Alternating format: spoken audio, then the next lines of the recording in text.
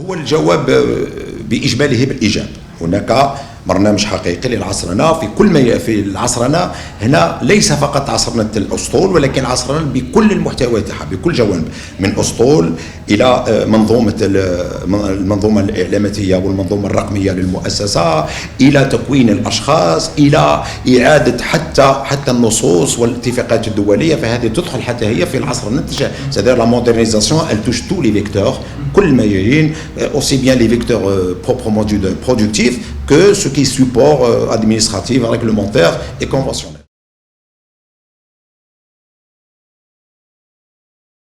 الخطوط اللي تكلم عليها سيدي هي خطوط نقل بضائي، نقل الشحن. وحنا مؤسسه حقيقه في النقل البحري، وحنا مؤسسه لنقل المسافرين. الى حد الساعه الخطوط التقليديه تاعنا هي مع جنوب اوروبا اللي هي اسبانيا وفرنسا وايطاليا. وفي الماضي القريب كنا قد فتحنا خط جديد، هو خط الجزائر العاصمه نابولي بايطاليا.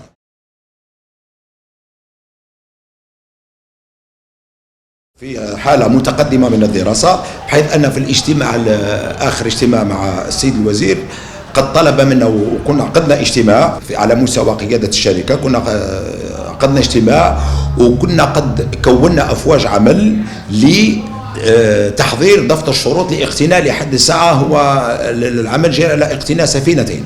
كنا قدمنا احنا على الاقتراحات الأولية، أفواج العمل قد تكونت، وهذه الافواج العمل هي التي يخول لها احضار وتحضير دفتر الشروط لاقتناء هذه السفن.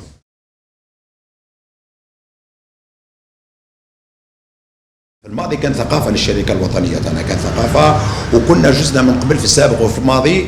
انا قبل ما نكون مدير مركزي تجاري فانا اولا قبطان وقبطان بحار، وكانت لنا مناسبات، هي نقدر نقول هذه ثقافه تقليديه عندنا. ولكن في التجسيد لجواب عن سؤالكم سيدي، لجواب عن سؤالكم سيدي، والتجسيد لما يقوم أو تقوم به كل الجهات من السلطات العمومية إلى إدارة المؤسسة. هناك برنامج حقيقي للشراكة يبدأ بدءا من اتصالنا بالشركات الناشئة قيد الحصول على منظومة رقمية جديدة لتكف بالحجز وكل ما ممكن نخوض في هذا الأمر في الأسئلة تاعكم القادمة إن شاء الله. كما هو ثاني الاتصال قائم بكل المؤسسات الخاصة اللي هي ممكن أنها تقدم خدمة في إطار بما يسمى لا سوت خيتونس لشركتنا، شركة النقل البحري للمسافرين.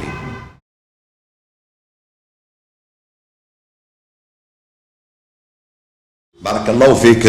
سؤال وجيه حقيقة، وهذا سؤال الجواب تاعو كان يشغلني أولا كمواطن قبل ما أن أكون كمدير تجاري. أنا كنت ديما نقول من الأسف ومن المؤسف ومن المزري هذا الظواهر اللي مازلنا نشوفوها عبر السنين، لشان الدالة تاع كيما نقولوا احنا في الشرق، الدالة نتاع الناس على عبر هذا راجع لأي سبب. مهما كانت كم الطاقة اللي نوفروها للمسافرين، ومهما كانت إمكانياتنا، إذا بقينا نتبعوا في النمط الكلاسيكي اللي هو يجب على المواطن أو على الزبون أن يتنقل إلى الوكالات الحجز، فهذا محكوم علينا أن نبقى في هذا الصورة المزرية.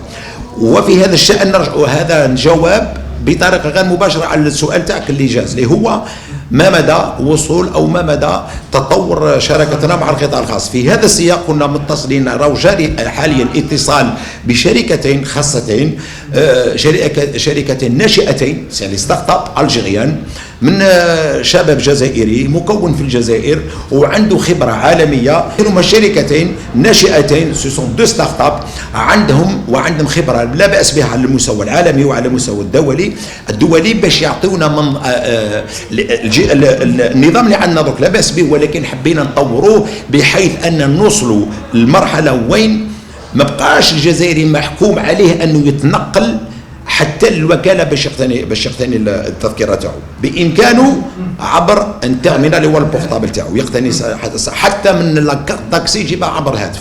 وفي هذا الاطار فنحن في مفاوضات متقدمه، كانوا عطونا العروض نتاعهم درسناهم، وما زلنا راح نزيدوا نستقبلوا الشركات اللي نعطي فرصه اكبر، نعطي فرصه اكبر لشباب الجزائر على كل حال، لان كل كفاءات ان توري واش عندها، وراح نقتني هذا المنظومه هذه المنصه الرقميه الجديده اللي هي جهاز كامل سيتان سيستم انتيغري يتكفل بقضيه الحجز من نقطه صفر حتى نقطه الوصول.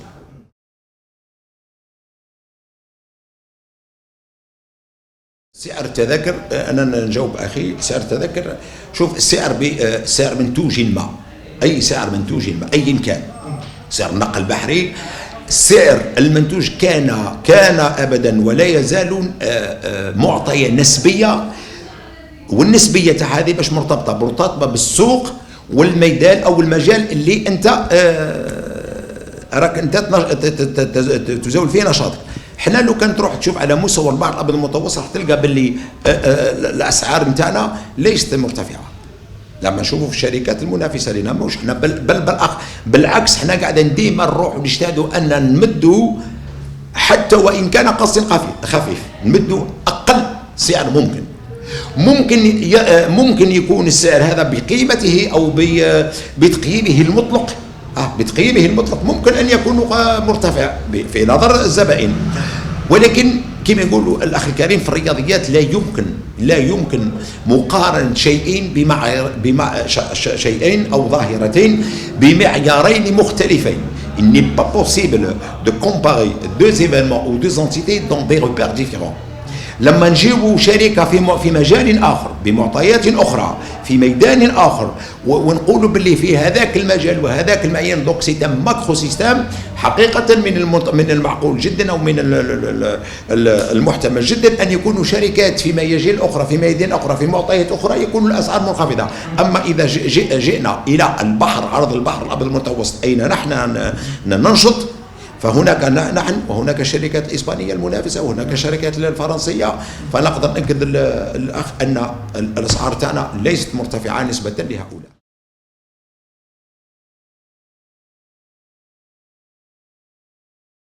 أفضل أن أقول بدلا من السداسي، أفضل أن أقول مرحلة الذروة. مرحلة الذروة يا سيتادير سكون أبيل شي نو لا بيريود استيفال. ألو فيما يخص احنا كنا قدمنا في هذه المرحله، مرحله الذروه ديال بيريود استيفال، قدمنا 196 رحله بحريه.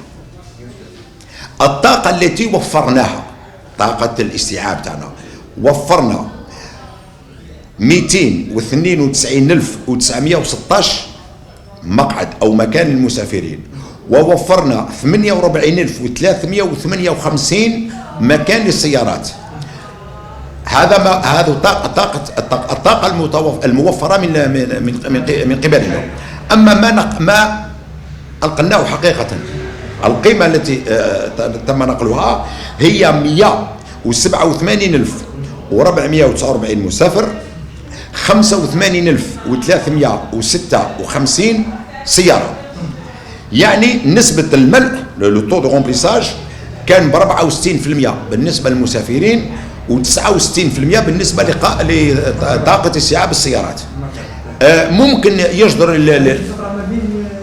هذه الفترة من جوان إلى غاية نهاية أوت، نقدر نقولوا حتى العشر أيام الأوائل لسبتمبر. احنا بما يسمى بالعربية نقدر نقولوا منطقة مرحلة الذروة، ولكن بالفرنسي نقولوا لا بيريود استيفال. فقط ملاحظة سيدي الكريم، يقدر يصدر الانسان ان لما نقول 64% نسبه الملء يعني لو طو دو رومبليساج، الكثير يقول لماذا لا تكون هناك 84% او 90%؟ لا، لان هذه نسبه الملء بالنسبه لرحلات ذهاب واياب. لما نعرف باللي في مرحله الذهاب بالنسبة للجزائريين المقيمين بالخارج، فمرحلة الذهاب احنا نعطوا الأولوية لمنطقة ذهاب شمال جنوب، وهذا للسماح بكل جال تأتي. أو إذا منعنا مرحلة الذهاب من الجزائر فلا يمكن بأي حال من الأحوال أن نكتفي كل الطلبات. يعني نقدر نقولوا باللي كنا سيتادير كنا اوبتيميزي نو كاباسيتي rapport à la politique a été tracée pour favoriser voilà. فيما يخص الشطر الثاني من السؤال اللي نطمح ليه، شوف العدد اللي نطمح ليه هو مرتبط بالعدد اللي راح نزيدوا نقتنوا به السفينتين الجديدتين. مثلا اذا كان نقتني السفينه الجزائريتين معناتها على الاقل لما درنا مقاربه يعني بسيطه حوالي 400,000 مسافر. القيمه الكاباسيتي اوفيرت حابين نروح 400 ولما زال 450,000 مسافر، ونروحوا الى ما يقارب قوه استيعاب حتى تقارب 190,000 مكان للسيارات. ولكن هذه رقم كبير، ولكن مش يبقى ثاني في نفس الوقت سا سي اون فراكسيون. طاقه استيعاب اللي راح نوفروها مع طاقه السوق واش توفر ثاني. هذا ما عندك من غير لائق انك تكون عندك طاقات كبيره متوفره وانت ما تعمرهمش. هذا لا جدوى منه على كل حال.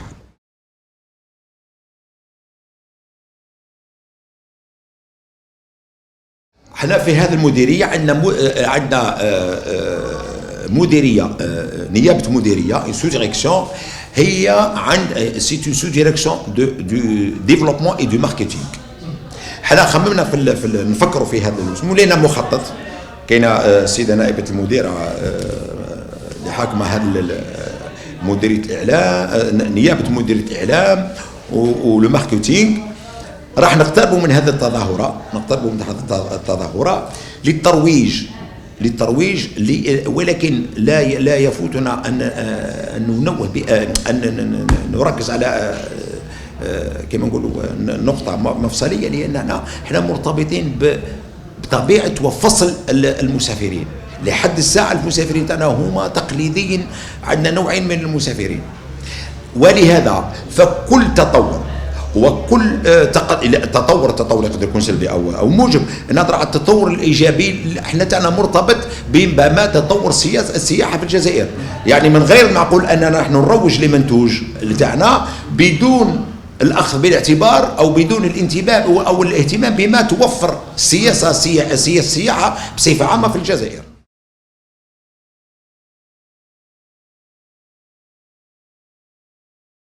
البيد البحري طبعا لطبيعة النقل البحري، كل نقل بحري وعنده خصائصه.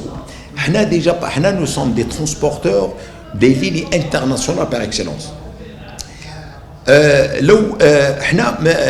لو الشركة تاعنا موش من المعقول بواخر كيما اللي عندنا نديروا النقل البحري بين المدن السياحية.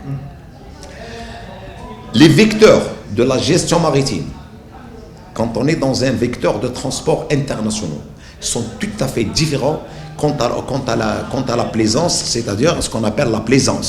Parce que quand on est contre la navigation côtière, de transport de voyageurs pour le tourisme côtier, c'est de la plaisance. Elle a un autre vecteur. حتى le personnel الطاقم تاع البواخر فهو طاقم. احنا عندنا des capitaines au long cours qui sont faits pour le long cours.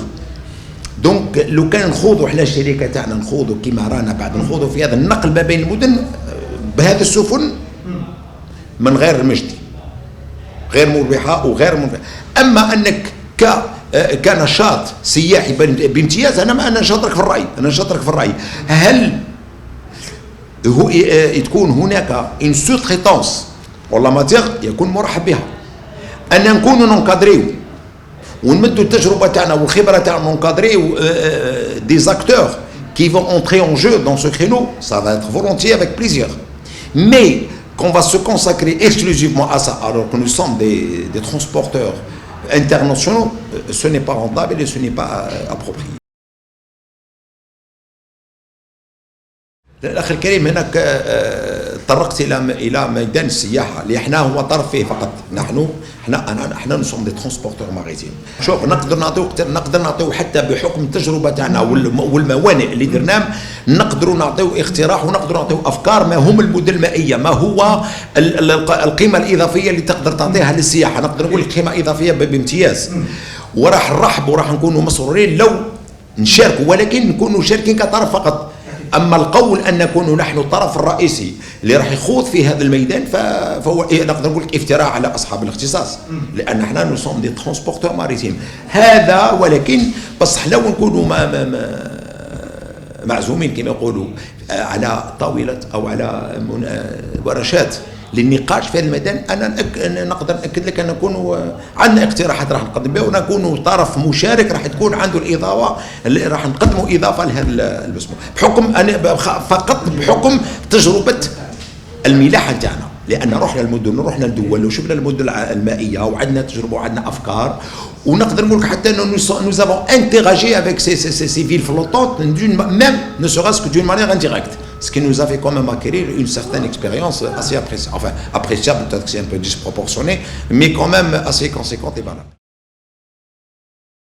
اولا نشكركم على هذا الاستضافه، اعطيتونا الفرصه ان نقدم. شوف احنا الشركه تاعنا راهي في منعرج في مفترق الطرق، مش في مفترق الطرق، ورحنا بكل المجهودات حابين نعطيوها وجهه جديده، عصرنا، رؤيه جديده، التفافه اكثر نقول اكثر التفافه اكثر واكثر للطابع البحري اللي في وقت ما الشركه ممكن غضت عنه شويه الطرف، لان نحن حقيقه شركه اقتصاديه وشركه تجاريه، ولكن اولا وقبل كل شيء فنحن نخوض في ميدان خاص اللي هو النقل البحري.